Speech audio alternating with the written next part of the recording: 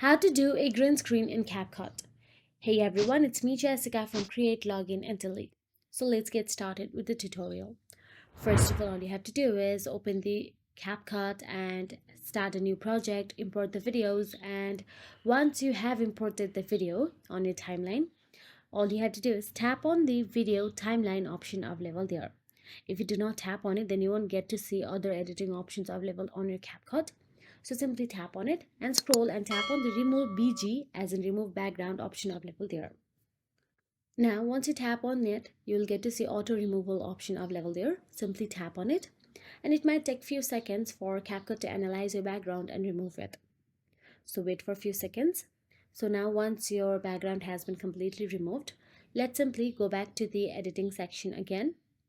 You can preview the video, you can simply play it and look at it. Now once you go back to the editing section, simply scroll to the end of the video. There you'll get to see background option available. Simply tap on it. Once you tap on the background, inside background you'll get to see color option available there. Tap on the color.